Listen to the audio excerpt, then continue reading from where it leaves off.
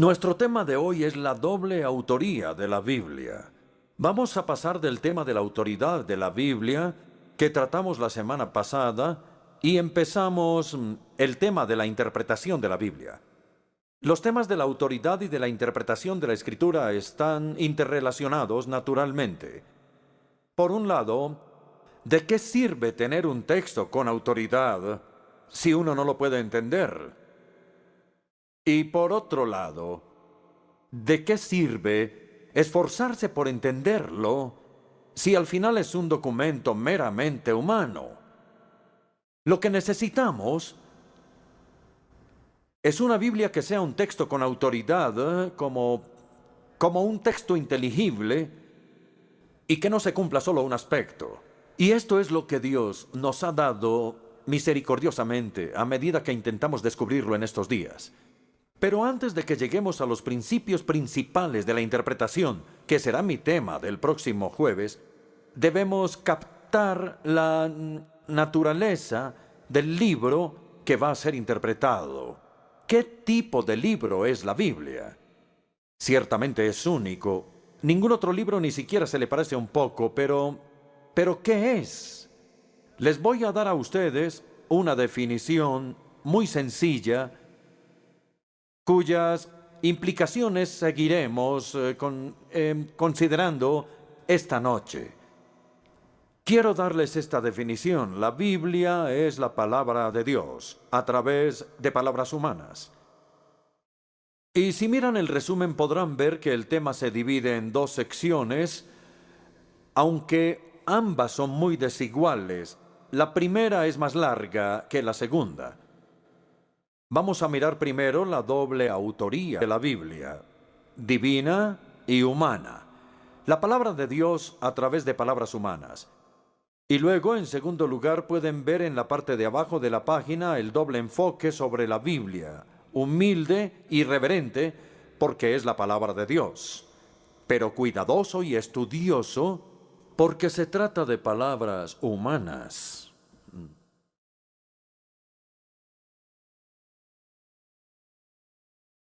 Los cristianos evangélicos siempre desean evitar los extremos opuestos de lo que ellos usualmente llaman fundamentalismo por un lado y liberalismo por el otro.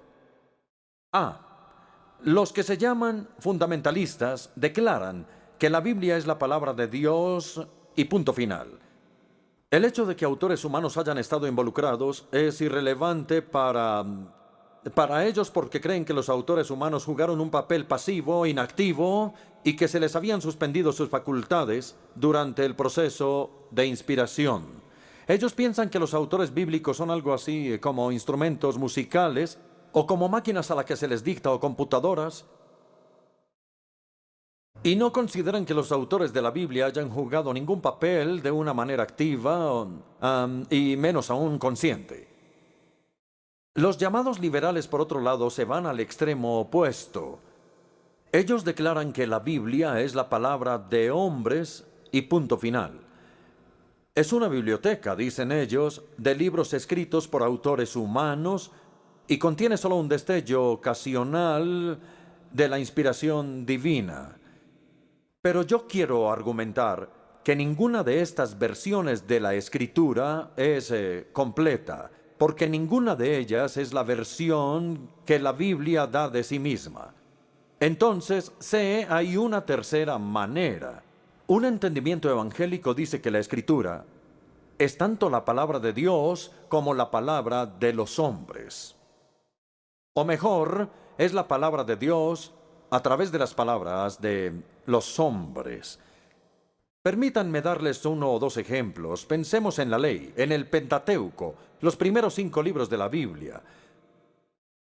Algunas veces son llamados en la Escritura la ley de Moisés, pero también de vez en cuando son llamados la ley del Señor o la ley de Dios. Entonces, ¿es la ley de Moisés o es la ley de Dios? La respuesta es ambas. O miremos a los profetas. Jeremías, por ejemplo, introduce su libro primero, y antes que todo con estas palabras. Estas son las palabras de Jeremías, hijo de Gilquías. Y en el siguiente versículo, Jeremías 1, verso 2, la palabra del Señor vino a Jeremías. Entonces lo que Jeremías habló o escribió eran sus propias palabras y las palabras de Dios habladas a través de él. O quizá el mejor contraste de todos está en Hebreos 1, versículo 1 y en 2 Pedro 1, versículo 21. En el comienzo de la carta a los Hebreos, dice: Dios habló a nuestros antepasados por medio de los profetas. En 2 Pedro, capítulo 1, versículo 21, dice: los profetas hablaron de parte de Dios, impulsados por el Espíritu Santo. Entonces Dios habló a través de los hombres, y los hombres hablaron de parte de Dios. Y estas dos declaraciones no son incompatibles entre sí. Otro ejemplo. Dice en Isaías 1:20 y en algunos otros versículos también: el Señor mismo lo ha dicho. Pero en Hechos capítulo 3, versículo 21 dice: Dios lo ha anunciado desde hace siglos por medio de sus santos profetas. Entonces, ¿a través de quién ha llegado la Escritura? ¿Acaso nos ha llegado de los labios de Dios o acaso de los labios de los profetas? Y una vez más, la respuesta es ambas. Dios habló por su boca, pero a través de los labios de los autores humanos de la Biblia. Para entender este punto C sobre la doble autoría de la Escritura, tenemos que estudiar estas dos verdades por separado. La Biblia es la palabra de Dios. En el conocido cierre en el Credo de los Apóstoles que habla sobre el Espíritu Santo se afirma lo siguiente: Él habló a través de los profetas. Los profetas del Antiguo Testamento por lo general introducían sus oráculos con algunas fórmulas bastante específicas, diría yo. Una era: vino a mí la palabra del Señor. Otra: así dice el Señor, o escuchen la palabra del Señor. Y los apóstoles del Nuevo Testamento hacían la misma afirmación, pero utilizaban las mismas fórmulas. La más cercana, creo yo, se encuentra en 1 Tesalonicenses, capítulo 2, verso 13, que estudiamos la semana pasada, donde Pablo le agradece a Dios constantemente que cuando los tesalonicenses recibieron su mensaje, lo aceptaron no como la palabra de hombres, sino como la palabra de Dios, que obra efectivamente en los creyentes. Este es un apóstol de Jesucristo que afirma que Él es portador de la palabra de Dios. Es lo que Pablo afirma. La declaración clásica de la obra del Espíritu Santo en la obra de la inspiración de la Biblia se encuentra en 2 Timoteo, capítulo 3, versículo 16. Y dicho sea de paso, si quieren profundizar de alguna manera en este punto, les recomendaría un excelente libro que tiene el título de La autoridad e inspiración de la Biblia, escrito por el famoso B.B. Warfield, del Seminario Teológico de Princeton. Si mal no recuerdo, tiene un capítulo completo sobre 2 Timoteo 3:16 y sobre el significado de la palabra griega que se utiliza allí. La Nueva Versión Internacional traduce 2 Timoteo 3:16 con 4 palabras y es inspirada por Dios. Pero estas 4 palabras en español son una sola palabra en la frase en griego theopneustos. Theos es la palabra en griego que quiere decir Dios y neustos quiere decir aliento. Neuma es la palabra en griego para el aliento o espíritu. Entonces, ¿qué significa cuando dice que toda la Escritura es inspirada por Dios? No significa que Dios haya soplado en los escritores, permitiéndoles escribir cosas inspiradas. Tampoco que Dios haya soplado en las Escrituras y que las haya transformado de documentos humanos en documentos inspirados. Lo que significa es que lo que los autores bíblicos escribieron fue exhalado de la boca de Dios. Dios exhaló. Quizá deberíamos dejar de hablar de la inspiración de las Escrituras y más bien hablar de la exhalación de las Escrituras, porque fueron exhaladas de la boca de Dios. Esta referencia al aliento de Dios es congruente con otras referencias a la boca de Dios, a ella, a la palabra de Dios, porque el lenguaje humano es un aliento que transmite palabras por nuestras bocas. Esas palabras están relacionadas con el lenguaje y no es algo literal, por supuesto. Como Dios es espíritu, como el mismo Jesús lo dijo, no tiene cuerpo. Y como no tiene cuerpo, no tiene boca o aliento. Pero cuando los autores bíblicos se refieren a la revelación divina, con frecuencia utilizan el modelo del lenguaje humano. Dios habló a su pueblo. El lenguaje es la comunicación de nuestros pensamientos en palabras que salen de nuestra boca a través del aliento. Una de las mejores descripciones de esto en la Biblia se encuentra en Isaías 55. Isaías 55, versículo 8, Dios dice, porque mis pensamientos no son los de ustedes, ni sus caminos son los míos, afirma el Señor. Versículo 9, mis caminos y mis pensamientos son más altos que los de ustedes y más altos que los cielos sobre la tierra. En otras palabras, nuestras mentes no pueden acceder a la mente de Dios. Sus pensamientos son mucho más altos que nuestros pensamientos, como los cielos están más altos que la tierra, que quiere decir una infinidad. Entonces es imposible para nuestras pequeñas mentes finitas escalar hasta la mente infinita de Dios. Es imposible para nuestras pequeñas mentes penetrar la mente de Dios. No hay escalera por la que podamos llegar hasta la mente de Dios. Si Dios hubiera callado, no habríamos podido saber lo que estaba pasando por su mente. De hecho, ni siquiera podemos leer los pensamientos ajenos. Si yo me parara aquí en el púlpito en silencio, ¿ustedes creen que podrían adivinar lo que yo estoy pensando? Inténtenlo. ¿Tienen idea de lo que yo pensaba? Pues les diré, estaba subiendo por el campanario de All Souls afuera. Pero ustedes no tenían ni la menor idea de qué estaba pensando, ¿verdad? Porque estaba callado. Pero en este momento ustedes saben exactamente lo que estoy diciendo porque estoy hablando. Y al hablar, estoy poniendo los pensamientos de mi mente en las palabras de mi boca. Las palabras de nuestra boca comunican nuestros pensamientos, lo que tenemos en mente. Es así como nunca sabríamos lo que hay en la mente de Dios si Él hubiera callado. Pero la buena noticia es que Dios no se quedó callado. Él ha tomado la iniciativa de hablarnos y revelarnos sus pensamientos. Entonces voy a volver por un momento a Isaías 55, versículos 10 y 11. Quiero que observen otra vez la referencia a los cielos y la tierra en esta analogía de la altura y la profundidad. Así como la lluvia y la nieve descienden del cielo y no vuelven allá sin regar antes la tierra, para hacerla fecundar y germinar, para que dé semilla al que siembra y pan al que come, así dice Dios, es también la palabra que sale de mi boca y no volverá a mí vacía, sino que hará lo que yo deseo y cumplirá así con mis propósitos. Creo que mientras leí estos dos versículos, ustedes observaron que había dos referencias a los cielos y la tierra.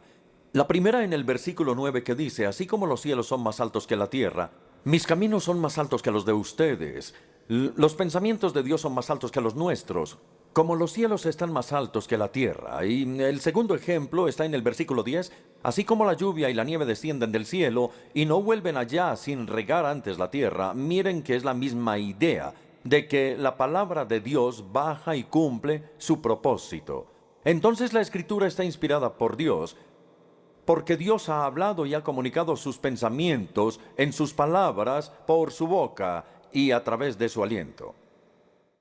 Ah, Ahora vamos al punto B, que es que la Biblia también es la palabra de los hombres. Hasta ahora hemos visto que la Biblia es la palabra de Dios, pero también es la palabra de los hombres. Es esencial agregar esto si queremos tener una perspectiva bíblica equilibrada de la Escritura, porque el Espíritu Santo trató a los autores humanos de la Escritura como personas vivas, responsables, conscientes, activas y nunca como máquinas.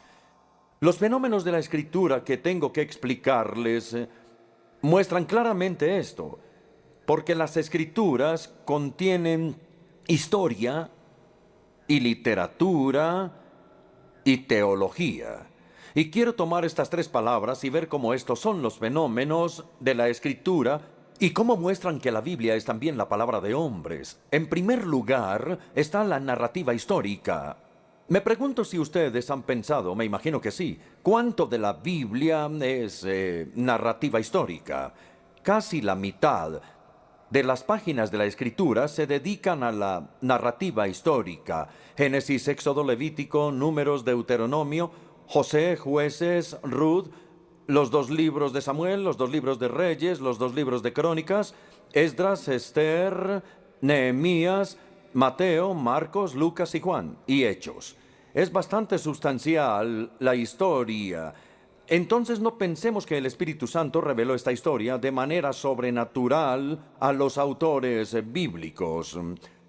No, los autores bíblicos tenían acceso a los documentos humanos de los cuales ellos citaban y que incluso incorporaron en su texto. Y han leído el primer capítulo de Esdras. Contiene el edicto que el conquistador persa Ciro emitió para permitirles a los judíos regresar a la tierra prometida. Este era el edicto de un rey pagano, pero Esdras lo toma y lo incorpora en su libro. Lucas es otro ejemplo. Lucas nos dice en el prefacio, en los primeros 4 versículos de su Evangelio, donde él explica su método, él cuenta sobre la cuidadosa investigación de la cual, o mejor, en la cual él participó. Escuchen a Lucas. Yo también he investigado todo esto con esmero, desde su origen. Entonces ahí no hay pasividad, porque él era un investigador esmerado e investigaba los datos. Los autores de la Biblia tenían un papel activo al escribir. La inspiración divina no era incompatible con la investigación humana. Sin lugar a dudas, el Espíritu Santo dirigía a los autores bíblicos en las investigaciones históricas, pero su inspiración no hizo que la investigación fuera innecesaria. Eso en cuanto a la narrativa histórica. Vamos a pasar en segundo lugar a la forma literaria.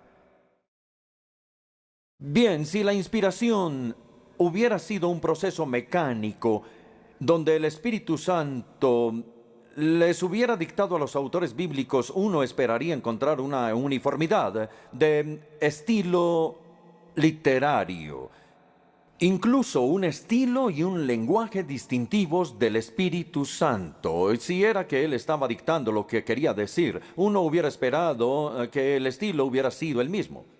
Por el contrario, lo que encontramos en la Biblia es una extraordinaria diversidad literaria y, por ejemplo, tiene géneros literarios diversos, es decir, tipos diferentes de literatura. La narrativa que hemos visto, códigos legales, poesía, prosa, parábolas, salmos, proverbios, literatura de sabiduría, cartas, evangelios y apocalipsis. Una amplia variedad de tipos de literatura. También la Biblia incluye estilos diferentes. Algunos autores, incluyendo a Lucas, dicho sea de paso, escriben en un griego muy elegante y pulido. Lucas conocía mejor el griego que otros autores del Nuevo Testamento porque otros escriben en un estilo muy popular, incluso no con muy buena gramática. El libro de Apocalipsis, si en algún momento pueden profundizar en el griego, está lleno de figuras gramaticales. Ah, hay otros autores que escriben con un estilo muy detallado y estudiado, como los epigramas en el libro de Proverbios. El autor de estos epigramas debió de haber pasado mucho tiempo para ponerlos en la forma adecuada, así que gastó tiempo en el estilo literario. Y la Biblia también contiene un vocabulario literario. Algunos autores tienen palabras y frases preferidas que usan todo el tiempo. Algunos eruditos listan las palabras que están presentes o ausentes en un texto de literatura para establecer la autoría. Entonces estas características literarias como el género, estilo y lenguaje no desaparecieron con el proceso de la inspiración. Ese es el punto que estoy tratando de sustentar. Cada autor bíblico tenía su propio estilo y su propio vocabulario. Mirando los fenómenos de la escritura, ya vimos la narrativa histórica y la investigación que implicaba, y también vimos las formas literarias. Ahora, en tercer lugar, vamos a ver el énfasis teológico. En esta biblioteca que llamamos la Biblia, hay una gran variedad de énfasis teológico. Por ejemplo, no es casualidad que en el Antiguo Testamento Amós sea el profeta de la justicia de Dios, el profeta del amor de Dios sea Oseas, Isaías sea el profeta de la soberanía de Dios, y en el Nuevo Testamento no es casualidad que Pablo sea el apóstol de la gracia y la fe, que Santiago sea el apóstol de las obras, que Juan sea el apóstol del amor, y que Pedro sea el apóstol de la esperanza y del sufrimiento. Entonces el Espíritu Santo, como pueden ver ustedes, no suprime la personalidad de los autores bíblicos, ni deja por fuera, para nada, su estilo literario. Por el contrario, el Espíritu Santo prepara y le da forma a los autores bíblicos. Su herencia genética, su temperamento y su personalidad, su trasfondo, su crianza y sus experiencias. Entonces Él le da forma a los autores bíblicos de manera que transmite a través de cada uno de ellos una verdad apropiada y única. Por ejemplo, Dios le enseñó a su pueblo sobre su propio amor fiel, el amor del compromiso, con el pacto que Él había hecho con ellos, y les enseñó sobre este amor fiel a través del matrimonio roto de Oseas. Él tomó la experiencia de Oseas y la utilizó para transmitir la grandeza de su amor. Y por ejemplo, Dios enseñó sobre la universalidad del Evangelio, que la idea es que llegue a todas las personas de todos los lugares a través de los horizontes globales de Lucas. No es casualidad porque Lucas es el único autor gentil en el Nuevo Testamento, y es comprensible que él hubiera escrito sobre la universalidad del Evangelio. No sé si ustedes saben esto, es algo divertido. De los 4 autores de los Evangelios, Mateo, Marcos y Juan, se refieren al mar de Galilea, pero Lucas se refiere a él como el lago de Galilea, porque él había viajado por el Mediterráneo. Y en su perspectiva, Galilea no era un mar para nada, era solo una pequeña laguna, un lago. Ese es un ejemplo de cómo el Espíritu Santo utilizaba la experiencia particular y los fenómenos de los autores bíblicos para transmitir a través de cada uno una verdad apropiada y única. La búsqueda cuidadosa de la investigación histórica, las diversas formas literarias, el énfasis teológico único, todos estos puntos demuestran que los autores bíblicos inspirados no eran tratados como máquinas, sino respetados como personas en posesión completa de sus facultades. Ahora vamos en el resumen al punto C, que dice que la Biblia es divina y humana. Es una unión del punto A y el punto B. Debemos mantener juntas la autoridad divina y humana de la Escritura e insistir en cada una, sin contradecir jamás a la otra. Y no siempre es fácil hacerlo, mantener el equilibrio.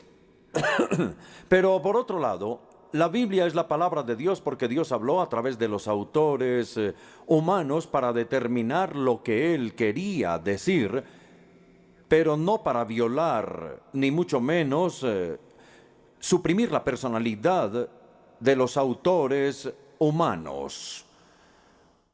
Por otro lado, la Biblia es la palabra de hombres.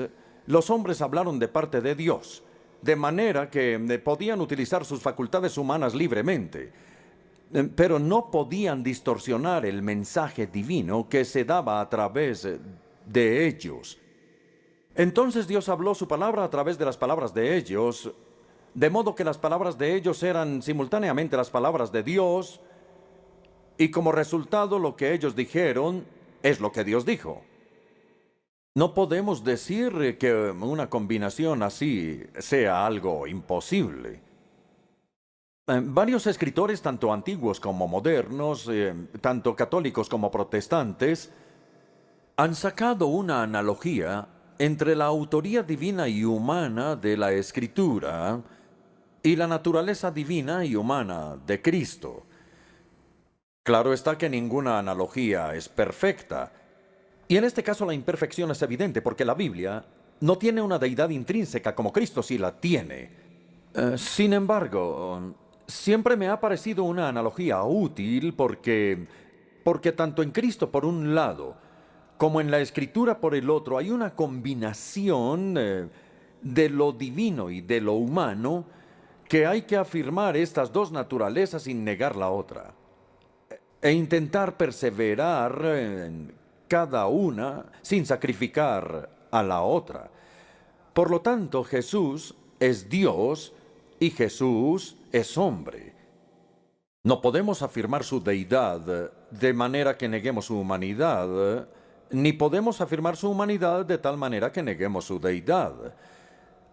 De modo similar, la Biblia es la palabra de Dios, la palabra de los hombres, y no podemos afirmar tanto su origen divino que neguemos la actividad libre que tenían los autores humanos.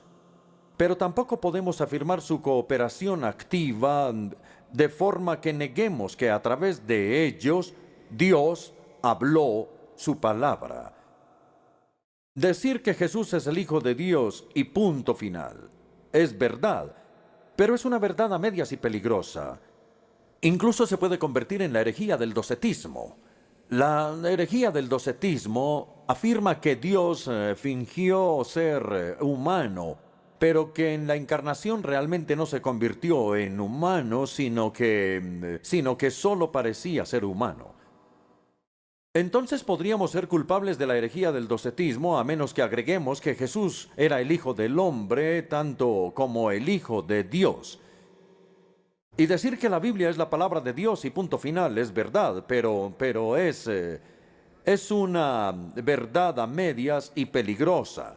Podría convertirse en la herejía del fundamentalismo, a menos que agreguemos que Dios habló a través de las palabras de los hombres.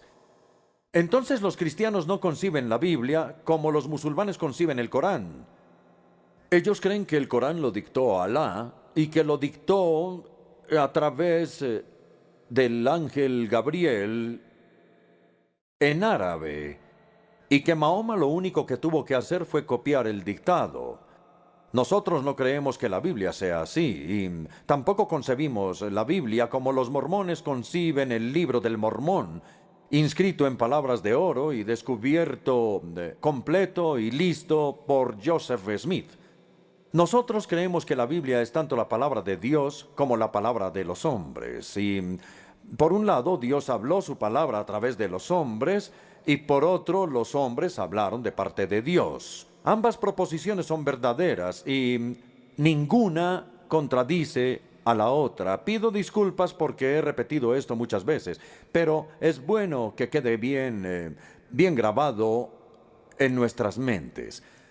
Todo esto es la primera parte de nuestro estudio de hoy sobre la doble autoría de la Escritura, pero ahora vamos a terminar el resto del tiempo hablando del doble enfoque hacia la Escritura.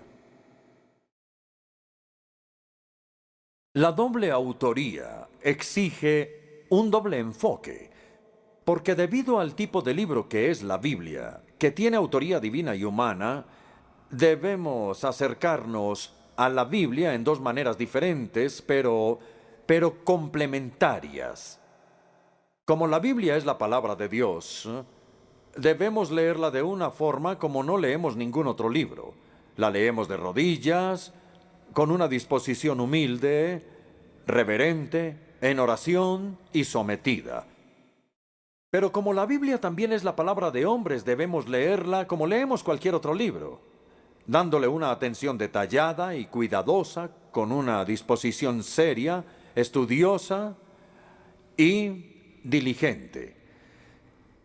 Quiero profundizar en estos dos aspectos en el orden contrario, porque el segundo enfoque es el que nosotros como evangélicos tendemos a descuidar. Vamos a mirar como punto A el enfoque del estudio. Todavía conozco ocasionalmente a líderes cristianos, predicadores, que suelen tomar a mal cuando se los exhorta a estudiar. Ellos piensan que es incompatible con la unción del Espíritu Santo. Ellos se imaginan que si en realidad confían en el Espíritu Santo, estudiar va a ser algo superfluo. Algunos incluso citan a Jesús en su palabra cuando dice: no se afanen por lo que van a decir o a hablar, porque en esta hora se les dará lo que han de decir. El Espíritu Santo les dirá, etc. Pero el contexto de esta preciosa promesa de Jesús es el tribunal y no la iglesia. Es una promesa hecha al prisionero en el tribunal y no al predicador en el púlpito. Entonces consideremos algunos personajes que nos exhortan a estudiar, a tomar nuestros estudios más seriamente. Primero, Calvino. Nadie será nunca un buen ministro de la palabra de Dios a menos que primero sea un erudito, es decir, un estudiante. El gran Spurgeon, predicador bautista de finales del siglo XIX, aquel que ya no siembra, dice él, en el estudio, no cosechará en el púlpito. El obispo Phillips Brooks, líder americano, también más o menos en la misma época, a finales del siglo XIX, dice: aprendan a estudiar por el bien de la verdad. Entonces sus sermones serán como salir por una fuente y no como bombear una bomba. Martin Lloyd-Jones, quien fue mayormente conocido en la década del 50 y del 60 en Londres, dice: siempre encontrarán que los hombres a quienes Dios ha usado notablemente han sido aquellos que han estudiado más, aquellos que han conocido la Escritura mejor y que le han dado tiempo a la preparación. El último ejemplo es Billy Graham, en Londres en 1979, cuando se dirigía a una gran multitud de ministros en Central Hall, Westminster. Si volviera a vivir mi ministerio otra vez, dice, haría 2 cambios. En ese momento el ambiente estaba eléctrico. El evangelista más conocido del mundo necesitaba hacer cambios en su ministerio. Sí, dijo, he predicado demasiado y he estudiado muy poco, y si pudiera hacer cambios, estudiaría 3 veces más de lo que he hecho. Y en segundo lugar, le daría más tiempo a la oración. Si lo pensamos bien, estas eran las 2 prioridades de los apóstoles, como quedó registrado en Hechos 6, que dice que ellos se dedicaban a la oración y al ministerio de la palabra. Entonces ese es el enfoque del estudio. Ahora ve el enfoque de la humildad. Como la Biblia es la palabra de Dios, debemos acercarnos a ella como no nos acercamos a ningún otro libro. Nos arrodillamos ante el libro abierto, no porque adoremos la Biblia. Los evangélicos no son biólogos adoradores de la Biblia, sino porque adoramos al Dios de la Biblia y nos postramos ante Él en total humildad. Necesitamos una combinación de ambos. Creemos que el Espíritu Santo, que es el autor divino de la Escritura, es también a la vez el intérprete divino. También recordamos las palabras de Jesús que dijo que Dios se esconde de los sabios e inteligentes y se revela a los niños a quienes se acerca con humildad. Entonces, nos humillamos ante Él, nos sentamos a sus pies como María en Betania y escuchamos su palabra. Le pedimos al Espíritu Santo que ilumine nuestra mente que está oscurecida para romper los prejuicios y las defensas culturales. No solo aplicamos nuestras mentes en forma exclusiva al estudio del texto, sino que oramos por la luz y por el entendimiento. Eso me lleva a la conclusión de esta noche. Estos son los enfoques complementarios sobre la Escritura.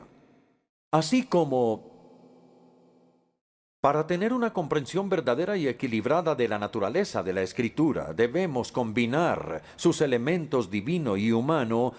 Así también para tener un enfoque verdadero y equilibrado de la Escritura, debemos combinar el estudio y la oración. Pero algunos cristianos son buenos estudiantes, y gracias a Dios.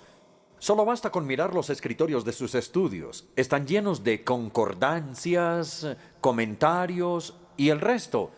Diccionarios y libros de referencia. Son muy buenos estudiantes, pero muchos de ellos no oran mucho.